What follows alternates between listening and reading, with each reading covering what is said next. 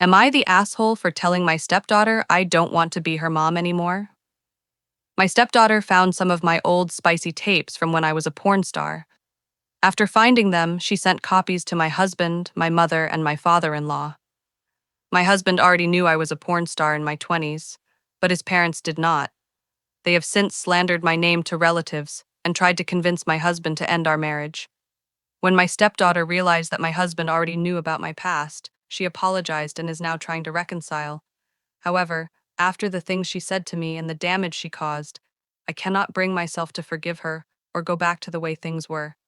Would I be the asshole if I did not forgive her? Full story. This will be very long, so bear with me. By the way, I am using fake names in this story.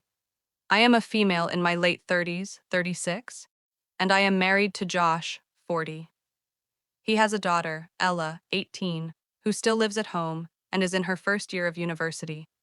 I have been married to Josh since Ella was 12 years old.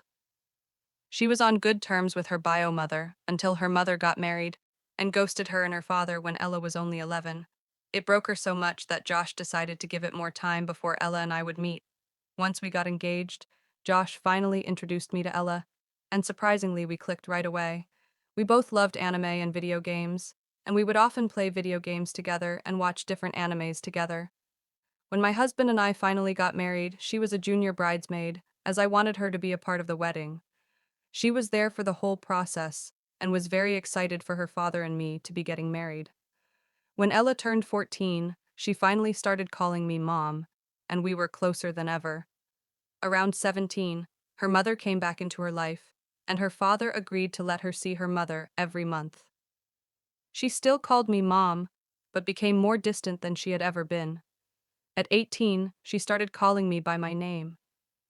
I will not lie, it stung, but despite all that, I still treated her like my daughter and called her my daughter to others. The point of all this is to show you how close we were and how her behavior shifted. About 2 weeks ago, Ella asked me if she could borrow some of my body lotion from my room. I did not think twice about it because she has done that in the past, but this time I noticed she was taking a while to come out of my room. I called her name and she did not answer, so I checked on her. She looked panicked and just grabbed the lotion off my dresser and rushed out. I thought it was strange and assumed maybe she was stealing my lipsticks or something petty. I got a little annoyed but brushed it off. A few days later, we were hosting a dinner for New Year's Eve. My husband's parents and my sister were invited over for the countdown. During the countdown, my mother-in-law received a text on her phone and got up from her seat. She whispered into her husband's ear and showed him something on her phone. At first, I was confused but not bothered, until my father-in-law called out to my husband and told him to look at his phone. He did, and his face went pale. He immediately started panicking and asked Ella to talk to him in a separate room. Before that could happen, Ella loudly announced, "Did you know that your wife is a whore?" My mother-in-law immediately showed me the video and started berating me in front of everyone. My sister tried to de-escalate and defend me, but my stepdaughter kept instigating by telling her grandparents that I was probably cheating on her dad. This made my mother-in-law erupt. They tried to convince my husband that I was definitely cheating and that I was not a good fit for him. My husband already knew about the work I used to do and had my back, which only angered them more.